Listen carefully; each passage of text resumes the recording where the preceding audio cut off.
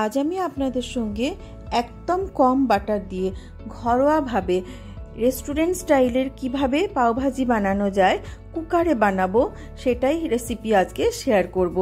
আর যে সমস্ত মায়েদের কমপ্লেন থাকে বাচ্চারা সবজি খায় না, সেটা আর আজকের পর থেকে থাকবে না।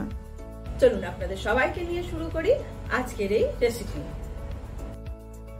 আজকে যেহেতু কম বাটার দিয়ে পাওভাজি কিভাবে বানানো যায় বাড়িতে সেটা দেখাবো বলেছি। আমি কুকারে বানাচ্ছি। কিভাবে বানাচ্ছি আপনারা দেখুন। আমি এখানে কিছু সবজি কেটে রেখেছি, গাজর অল্প, বিনস আমি আমার পছন্দ অনুযায়ী সবজি নিয়েছি, আলু, ফুলকপি আর একটু ক্যাপসিকাম আজকে একটু কম ছিল।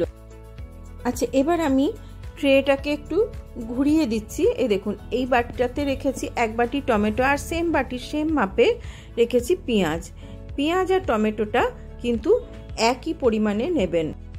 আর নিয়েছি এখানে 1.5 চামচ মতো রসুন, গ্রেট করা রসুন নিয়েছি, আর গ্রেট করা আদা নিয়েছি 1 চামচ, আর লঙ্কা 2-3টে কাঁচা লঙ্কা এখানে কুচিয়ে রেখেছি।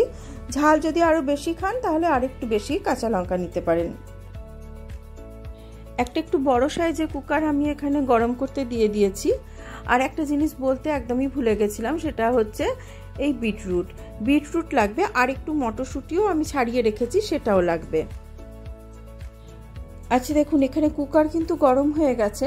আমি একটা ছোট বাটারের কিউবের মধ্যে দিয়ে দিচ্ছি, আর এই বাটারটা মেল্ট হওয়ার সঙ্গে সঙ্গে আমি এতে একটুখানি সাদা তেল মিশিয়ে দিচ্ছি যাতে বাটারটা জ্বলে না যায়। এই মধ্যেই আমি প্রথমে দেবো। এবার প্রথমে আমি এতে ওই পেঁয়াজের কুচিটা যেটা রেখেছিলাম সেটা দিয়ে দিচ্ছি।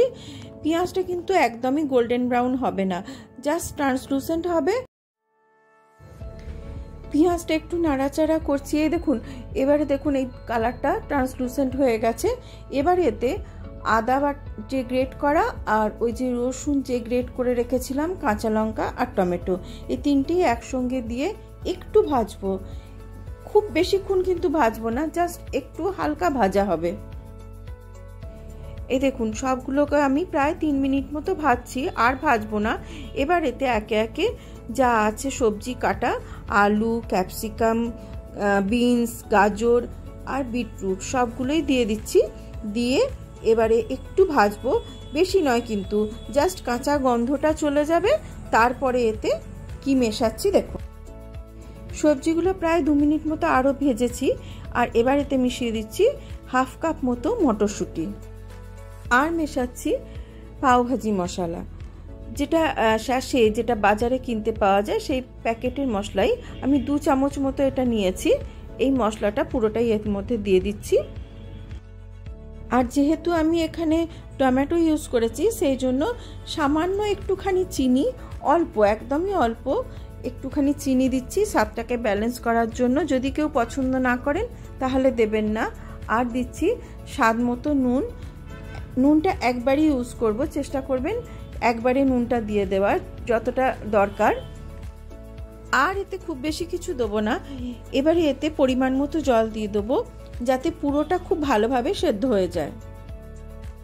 জলটা একটু আন্দাজ মতো দেবেন যাতে গ্রেভিটাতেও একটু থাকে, কেননা এরপরে যদি জল লাগেও তখন একটুখানি গরম জল ইউজ করবেন, ঠান্ডা জল ইউজ করবেন না।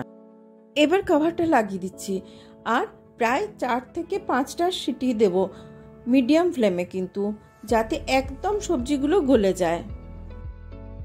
4 থেকে 5টা সিটি হওয়ার পরে কুকার ঠান্ডা হয়ে গেছে, তারপরে আমি এটাকে খুললাম।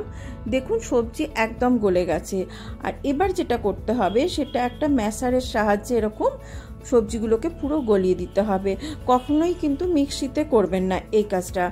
যদি কাঠের হাতা বা ওই টাইপের কোনো জিনিস থাকে যেটা দিয়ে ডাল ঘাঁটে, সেটা দিয়ে করতে পারেন, বরং আরও ভালো হবে।